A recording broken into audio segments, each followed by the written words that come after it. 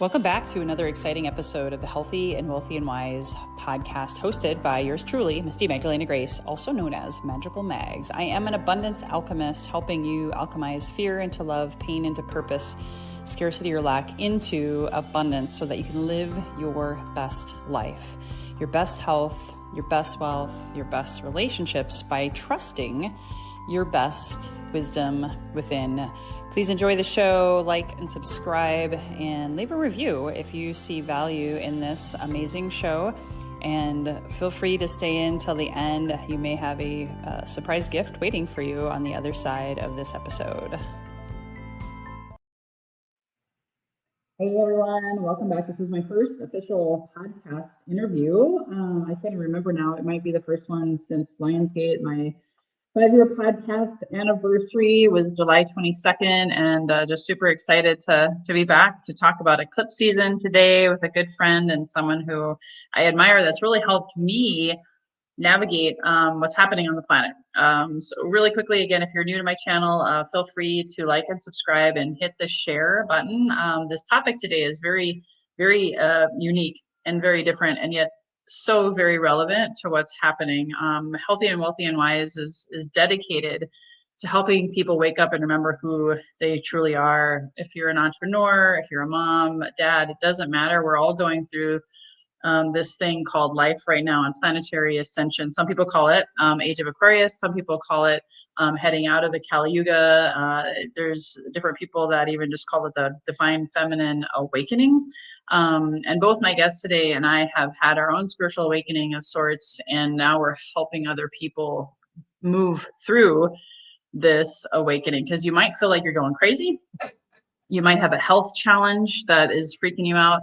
You may have a financial or scarcity money issue. You may all of a sudden gotten divorced like me. Maybe any relationships you're just cutting and severing left and right. And you're starting to wonder, like, is there something wrong with me? And I'm just here to tell you today, we're going to hopefully reassure you that there is something actually very much right with you. It's just if you don't know what you don't know, then it could cause more pain and suffering. And that's what we're here today, is help you have less of that and more love, abundance, and hope and inspiration and education for today. So without further ado, I'm going to go ahead and introduce Kevin Russell, who he calls himself a subconscious transformation and quantum consciousness guide and energy mechanic. So I'm going to let him tell you more about that. But I just want to personally say I've had 2 amazing transformational sessions with Kevin, and quite transparently, they led me to some really deep healing of different betrayal wounds, abandonment wounds. And I like in the last 3 months have had my divorce finalized, and I moved through that. I've manifested a new amazing relationship in my life. I've made some big decisions and personal conversations, again, not going into too much detail because it's confidential, but some really, really big, vulnerable, raw, real conversations with people that I might not have had even as little as 4 months ago. And of course, I've been doing a lot of different alchemical things, but Kevin was a part of that journey. So I just want to say thank you publicly to your support. He and I are going to share and talk about eclipse season today. And we have an event we'll talk about later at the end of the show. So Kevin, welcome to Healthy and Wealthy and Wise. Thank you so much, Magdalena. So glad to be here. Great to have this conversation with you. Yeah, so tell us about your journey, how you became an energy mechanic, and what does that even mean? Yeah, I really backed into it. I was scratching that itch for myself. I was on my own healing journey. My wife and I worked together individually and collectively, both of us. It was really our daughter that was the inspiration to have us, kind of embark on this deeper journey, as you mentioned. And it was one of those where I feel like sometimes in spiritual awakenings, we can have big, like supernova breakthroughs, which was at the end of one part of my journey. But the path to get there was really one step at a time, head down, doing the work every day, chipping away at it bit by bit. And next thing you know, boom, the analogy I use is like I was hacking through a dense jungle, and then next thing you know, I'm out on this beautiful expansive beach. And it's like, oh, it was there the whole time. And so have this massive breakthrough enlightenment experience in 2019. My previous career, I was fulfilled. 2019 was probably my best year, and I've been in that line of work for almost 20. And I kept scratching that itch. And next thing you know, I have this experience where I shift the perspective and recognize everything I'd been doing professionally for the past 20 years has just been preparing me for this next stage of my own evolution of what I do in the world to contribute. And it was starting over from scratch in many ways, which I did in this instance with peace and freedom and lightness and joy, even though I was stepping into a space of practice and profession that I'd never, even come close to thinking I would be at. But at that point after this shift, there was literally nothing else I could do. I'm going back to the old work, tasted like sawdust in my mouth. So I'm like, this is it. Add on to that layers of additional profound experiences. I wrote a handbook on enlightenment, quantum physics, and personal development about 2.5 weeks after that experience. It just flooded out of me. I can't even say I wrote it, I channeled it. And it's been pretty much off to the races ever since, with continuing my own evolutionary journey of, attuning within myself, finding that peaceful presence, not accepting any thorns in the paw or any bruises, in the psyche anymore after I've had this experience of clarity and presence and radical reconnection. And it's just continued to evolve for myself as it's continued to evolve for the clients and the friends and people I work with across the world.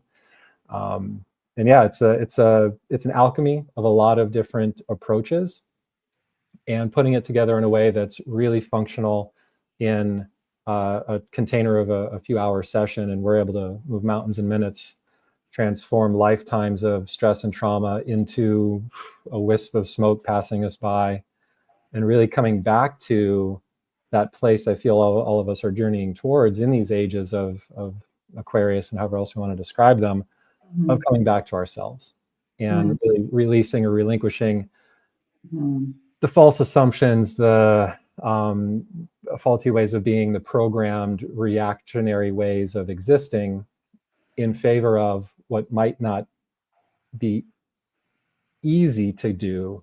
But once we start doing it, it starts to feel so much better than it did before. And so, like you mentioned, keep pulling that thread, keep scratching that itch. You're going in the right direction, even if it feels a little weird and a little scary. Beautiful, beautiful. Yeah. And I love that you use the word alchemy, because I call myself an alchemist. And I think that's what I'd like to, lead into, is helping people understand that you are your own alchemist. Yeah. We are fully human and fully divine. And when we get into that understanding, or understanding, as some people would say, we're not victims anymore. Yeah. We're victorious over fear, shame, guilt, abandonment, betrayal, some of the things that you helped me with. Yeah. It's really, really key that people understand that everything's happening for them. Yeah. It's now. Really taking ownership of absolutely every aspect of life, from our thoughts and our reactions, to the blame that we point at others, to just the easy but debilitating ways that we go through life. And the challenge and the opportunity is that majority of them, I'd say some of them, and actually it's the majority, they're so subtle and they're so familiar and they're so well ingrained, and we're so close to it that sometimes we don't even see the elephant in the room or the bull in the china shop, because it's like, oh, that's just the bull in the china shop. It's been there my whole life. Why would anything be different? Yeah. Until we address whatever's creating that bull. And then all of a sudden, with space, with the absence of that, we experience more space, more peace, less, holy crap, is that bull about to attack or not? Like, all the time. Yeah. We're actually able to shift back into what we might look at as stasis or balance, or balanced nervous system, a regulated nervous system. Yeah. So we can take a breath, and as opposed to shallow breathing our whole lives, which we don't realize we're doing until we have an experience that shows us that we are. That was a personal one for me. 1,000%. I think a lot of people can relate to that, because we're in Virgo season. I do want to talk about the eclipses and what's happening this month too, but to go back to your point, a lot of us are operating from fight, flight, freeze, or fawn, Yep. which is ungrounded. Usually lower three chakras are blocked, and we're just kind of like helter skelter, go, go, go, Yeah. do, which in my case, if you're listening to my show for the first time, that led to closet alcoholism, hating myself, making a lot of money, but feeling very, very unfulfilled, Yeah.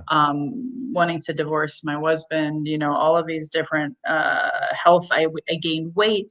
So I'd like to use some 3D terms as we talk about. People are thinking they're going crazy. They're experiencing weird things like you even talked about. Some people are going to the grocery store and all of a sudden they're hearing voices, or they're seeing dead people, or they're seeing colors, or So just want to remind all of you that this is happening on the planet, and everywhere people might think they have a disease or a diagnosis, or they're having a financial issue or a relationship issue, or going crazy and thinking maybe I need to go to the mental hospital. Yeah.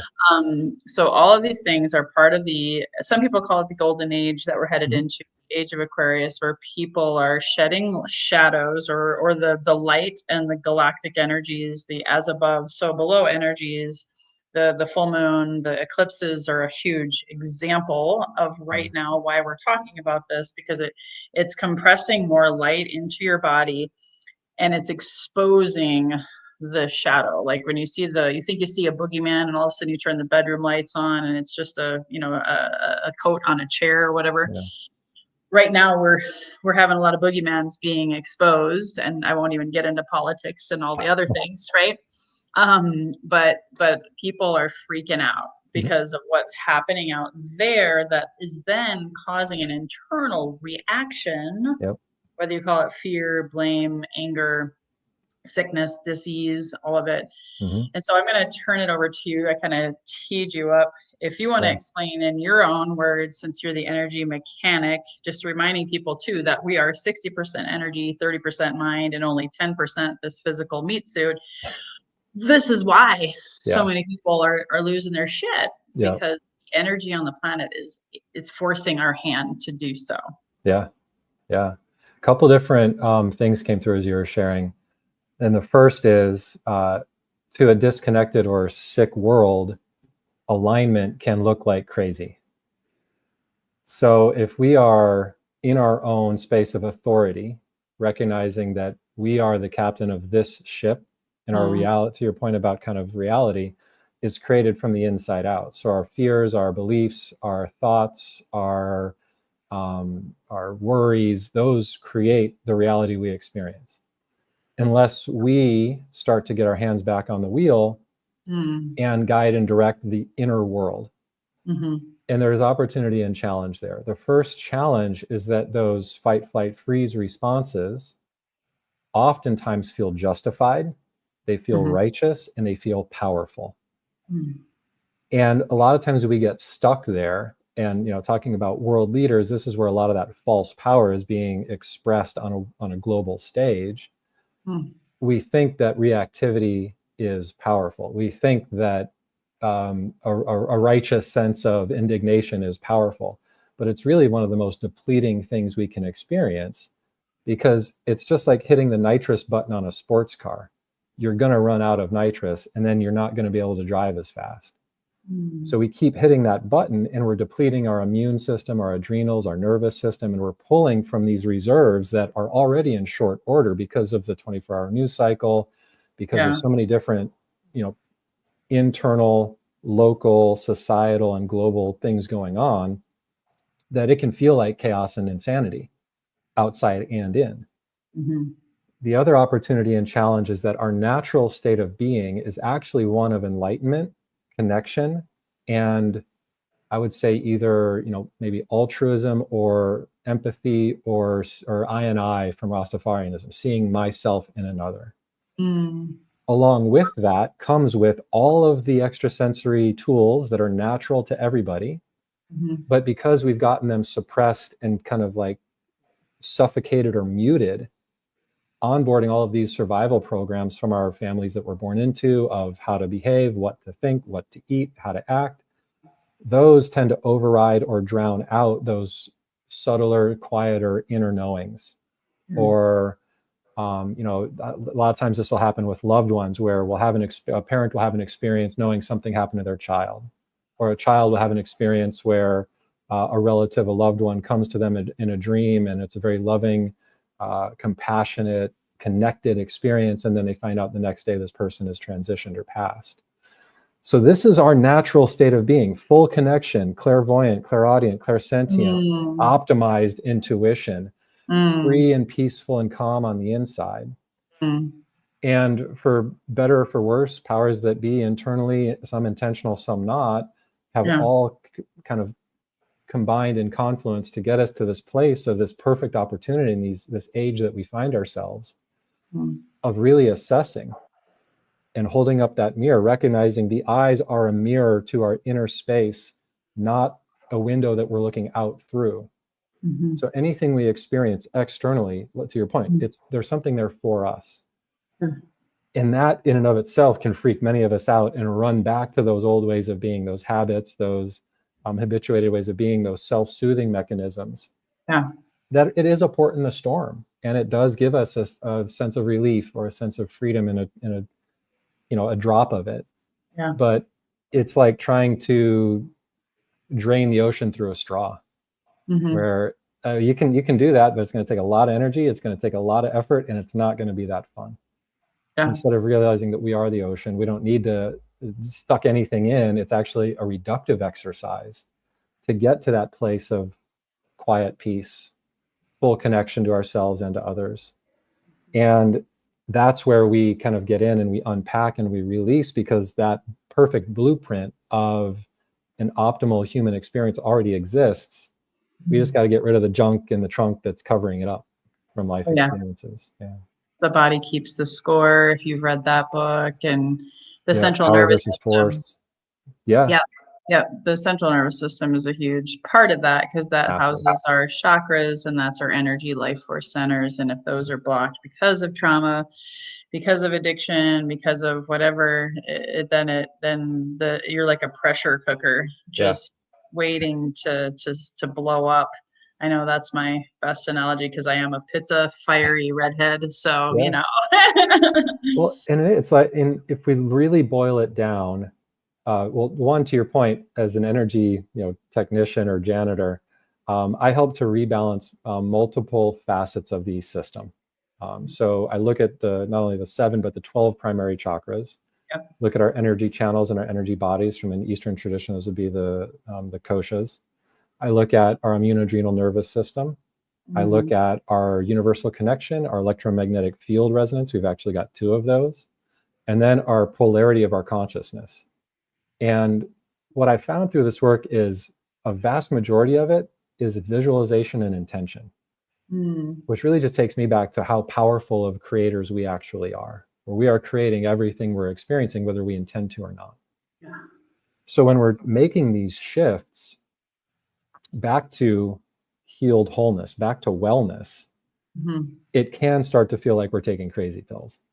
Because we start to repattern our neural pathways. We start to inform our system with regular nervous system disruption and regulation that, hey, we're okay, you're okay, there's nothing to be reactive to, you can rest and recover. It's safe to be you, which for so many of us, it's not. In multiple levels and multiple dimensions, internal with our family systems, with our relationships. And so it, you know, kind of taking back that power or stepping back into that authority can be very disconcerting, especially when we come from a lifetime of being told what to do, how to do it, when to do it, in what order to do it in, even if that order might be completely counter to our natural knowing or our natural abilities. And so I like to use an analogy. It's like unvelcroing ourselves from this patch that hasn't worked. It's gotten us, well, I'm sorry, I should back that up. It has worked. It's been functional. It's kept us alive. But the challenge with the nervous system and with kind of the subconscious is that it is very powerful. It's very myopic in the sense of it's only focused on survival, safety, planning, and protection. So it doesn't care about our happiness or our fulfillment or our peace or our joy or our presence. That's like our subconscious says that's not only a different department, that's a whole different company. Yeah. That's not what I do here. Yeah. And we go into, perspectively or conceptually, we go to the subconscious and we say, hey, thanks for keeping me surviving, but I'm dealing with a ton of debilitating negative thoughts about myself and others. I'm dealing with migrating physical symptoms that I have a label for, but I haven't been able to solve the equation for.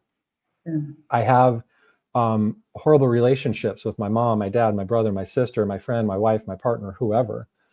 What can we do about that? And our subconscious has got its legs kicked up on the desk reading a magazine. It says, well, are you dead? And we're like, well, no, but we're kind of miserable. And our system says, well, sorry, happiness is a different department. I'm in survival and I'm getting gold stars across the board. So you got to figure that out somewhere else. And it's not to say that the subconscious is bad. It's doing its job, but it's working overtime.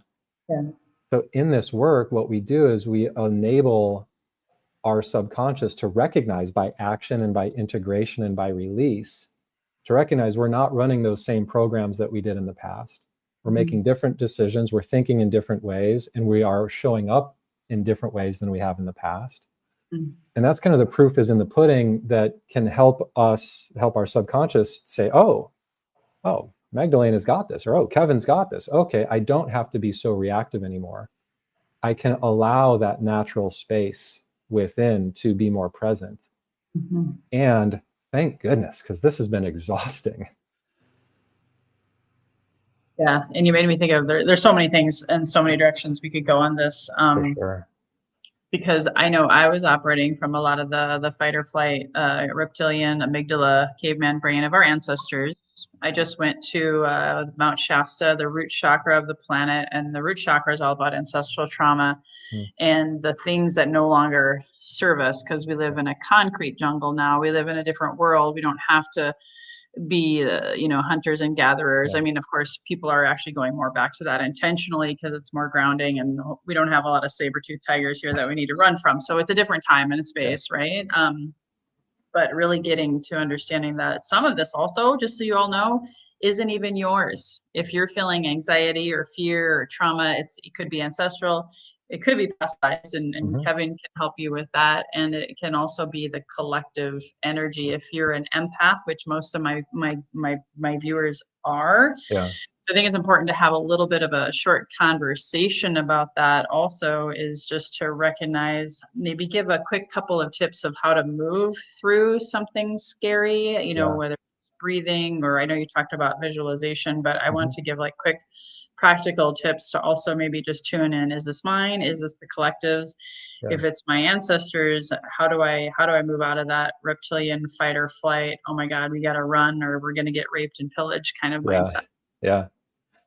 So a couple different layers to it.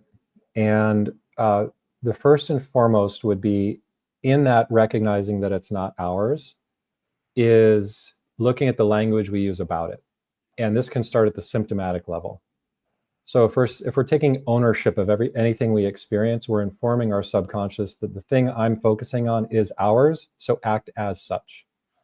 So if we are saying my anxiety, my depression, my trauma, we're informing our system that is me. I am the trauma, I am the anxiety, I am the depression, so act as such.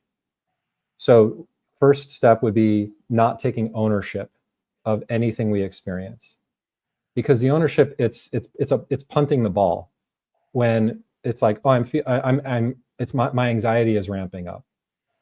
What we do is we actually pull the thread and get behind that, and okay, that's the label we're using, but how are you physiologically experiencing it? Is it tightness in the chest? Is it buzzy in the mind? Is it pain in the gut? Because our system doesn't speak to us through labels, it speaks to us through sensations, through images, through emotions, and through feelings. And so to close that distance between the label and actually the physiological expression is one powerful step. We're getting out of labels, we're getting into the experience.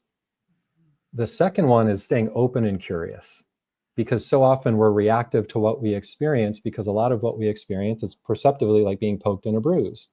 If we have a bruised arm and we get poked, we're going to react, we're going to jerk away. Yeah. But if we get poked in the arm and there's no bruise, we might just look at who's poking us and be like, what's up? Because we're not connected to the thing that we're reacting to because we've addressed it. Yeah. So I have worked with many people, and again, all of us are empaths. All of us are wildly connected, not only to our sensory experience, but we can pick that energy up from others. Mm-hmm. But a lot of times we might get stuck at like a base camp or a way station along the way. Mm-hmm. And we might start to conflate or mix up hypervigilance with true empathy. If we've grown up in a chaotic household, maybe heavy mood swings, and again, I don't like to label things, but structurally in society, these would be things like bipolar, narcissism, maybe even multiple personality disorder. If we've experienced a household where those things were going on, there is no safe place. There is no, no safe harbor. Everything is chaos. And so we need to be hyper vigilant and hyper attuned to others' behavior, others' energy in order to survive. Yeah. And what that does is it kind of like, it hyper activates the empathy center. Yeah. And then we just go through life pulling and feeling other people. And we say, well, I'm empathetic, but we're also kind of like dealing with this core wound of the hypervigilance as well. Yeah. So if we can address the part of us that is on high alert all the time, we are enabling ourselves to slip more into that true empathy, which is sitting with someone in the, pardon, am I allowed to use some language? Please, absolutely. Sitting with someone in the shit, not taking it on, but being with them every step of the way as they release what's there to release for them. Mm-hmm. To me, that's a bit more of true empathy, where I'm not going to take it on for you. I'm not going to pretend that I'm experiencing what you're experiencing, but I'm locked in with you as we're moving through it together. And you're also not trying to fix it or change them or make them bad or good or any of that, because that's also the thing. prevalent. You're already good. You're already healed. You're already whole. It's just those programs and layers, I call them sediment layers of bullshit that get in the way, and it's ancestral, it's epigenetic, it's accumulated from this lifetime. It's a reductive exercise. We already have everything we need on the inside, but we've got almost an excess of what we don't need as well. So that's where we do the work, is addressing those layers, those false assumptions, those faulty ways of being, whether it's negative, whether it's judgment, whether it's assumption, whether it's projecting. Let go of all of that, and what remains? The truth, which is, I can let people do people, and that's not going to affect me, because I'm riding so much higher in the water now. I'm not feeling like I'm being inundated by the waves that are splashing over the side of the ship, type of thing. Yeah, you become a space holder. 100%. Yeah. And I think number one is being a space holder for yourself. 1,000%. Yeah. Because if we can't hold space for ourselves, what business do we have holding space for anybody else? I worked with a trainer for a while, and he doesn't do a lot of weights.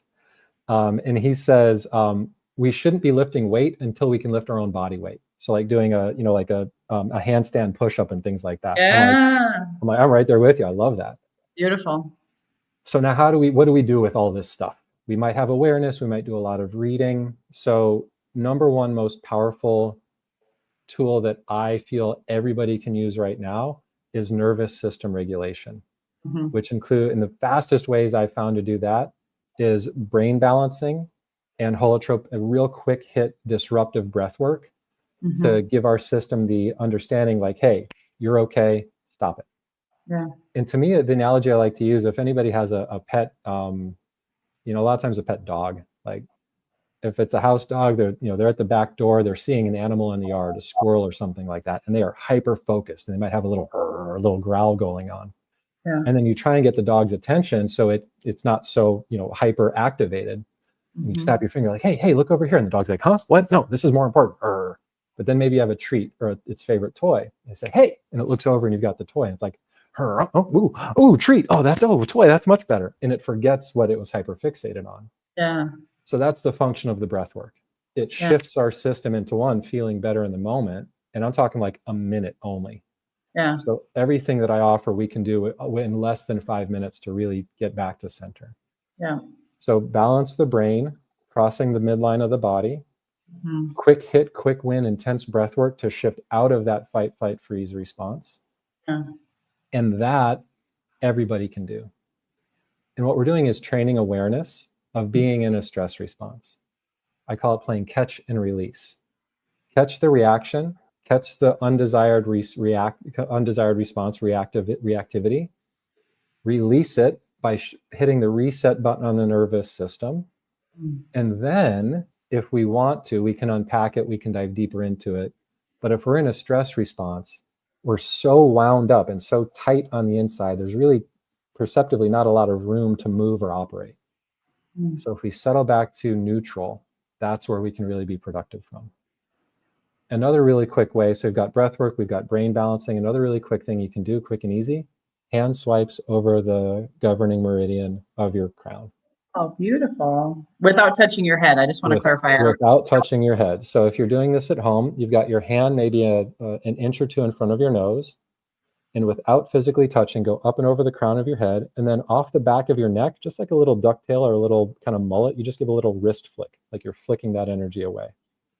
Wow. And what you might notice is you feel some tingles in your crown. You feel some tingles or some relaxes. I saw Magdalena just do a nice little sigh right there. She only did like 2 or 3 swipes. So the name of the game is, if you feel like it's your energy, like if it's familiar, it's like you have a conversation with mom or dad and you leave feeling, frustrated, swipe the meridian. You might feel the tingles and release. That might do it for you. Or if you're still feeling some tension after that, then use some brain balancing and breathwork tools to really settle back into the moment. And then the other one I'll add is, if you're feeling like you've taken on energy from somebody else, we're still going to use that hand swipe over the meridian, but we're going to reverse the direction. So if you're feeling like it's other people's energy, we're going to start at the base of the neck, go up and over the crown, and then give that flick up and off the forehead. And once again, you might feel some tingles, you might feel some physical sensations as you're doing that. What you're doing is you're effectively wiping your electromagnetic field. So our electromagnetic, we have 2 of them. One's around the heart. It's a donut-shaped toroidal field. And there's another outer electromagnetic field that goes out of the crown and in through the feet, or in through the root. And if we are in a state of reactivity, it's like our signal is jerky and jittered. It's not coming in clear. But if we reset the nervous system, we're also resetting our electromagnetic field to more stasis. And then we get to decide actively and consciously what we want our broadcast to be. Do I want what I'm broadcasting into the world to be fear, to be scarcity, to be uncertainty, to be worry, to be blame, to be judgment? Or do I want my broadcast energy to be peaceful, present, loving, non-attached, empathetic? We're going to have 2 completely different experiences depending on where we are polarizing internally. That was beautiful. I think that's a kind of a great transition, because I want to share with everyone that if they want to experience your work in person, we have an event coming up on the 27th. And just before I go there, I do want to remind people, the reason, there's many reasons why I wanted to, Kevin and I, talk about this. Number one, it is Suicide Awareness Month. Now, if you've been following me, I normally have the whole month filled with suicide awareness guests. I do in the second half of the month. I've had a lot of shifts in my life, finalizing my divorce and just lots of self-care, balancing my central nervous system after such a big transition. So I will have guests at the end of the month. So I just want to remind people of that. And this is a time where the suicide rate and the addiction rate is up, because so many people don't have these tools, or don't have someone like Kevin or even myself in their life to find that safe harbor in the storm. And then, of course, with the eclipse season, we have an eclipse this weekend. We have one on the 21st. And this is a time of eclipsing, upending, major shifts, sudden endings, and all sorts of things. So it's even more of a pressure cooker right here and now. Yeah. So Kevin and I have partnered up, and at the end of the month on September 27th, he's going to be at our workshop here in San Diego County, and he's going to be doing a powerful guided experience to help clear those subconscious blocks at the root and do some deep nervous system balancing before I go into sharing, about how to abundance alchemize your business and your life and be in balance and live your truth. So do you want to share anything more about that event yourself? Yeah, I'm excited, because it's when Magdalena and I have been talking about kind of formulating, how can we make this work together, because we really connected in a beautiful way. not only from the work we do, but also kind of the place we are with our views. I was just seeing it as such a powerful kind of 1-2 step of, most of us want that thing, whatever that is: business success, relationship success, heal the wounds with our families in different capacities. But again, if we're stuck, if we're resistant, if we're attached to things and we're holding on to a lot, it limits the space that we have to move and work. So what we're going to do is really open things up, provide that opportunity to let it all go, whatever's there for us, and whatever capacity is available, so that when we do shift into that kind of, how do we do the alchemy in the outer world, we're just going to be crossing that start line at a sprint, instead of like, okay, let's get up and running. So it's going to be a really powerful kind of 1-2 combo of not only transformation, but also really grounding in with the tools and the practices and the habits that Magdalena shares on how to experience more of what we want. Once we start with what I'm going to share is how to create that on the inside first, then Magdalena is going to share on how we can go and actually get that in the world as well. Yeah, beautiful. Yeah, and the hope is the outcome is health and wealth and relationship alchemy, for conscious entrepreneurs who really want to double their income without selling their soul, without burnout, without compromising your integrity, without compromising your values. And oh, by the way, how to do that while going through a spiritual awakening, I might add, because what's happening on the planet is real, and it can stop you in your tracks. There's a lot of people with fatigue, exhaustion. They don't understand why. Part of it's the unconscious becoming conscious, and then of course taking care of this body, this temple, and the energy centers and the mind. And so we're gonna put that together. And I just want to thank you so much, Kevin. For those of you tuning in, you can go to magdalenagrace.com to sign up for that workshop. It's only $47. I just want to let you know we decided to make it rock bottom pricing, so that the point of entry is a very, very small one, to get more people in the room for conscious networking. Community right now is so necessary. Tribe and being with like-minded people, and just in that energy alone, regardless of the content, you're going to feel better. I'm just going to put that out there.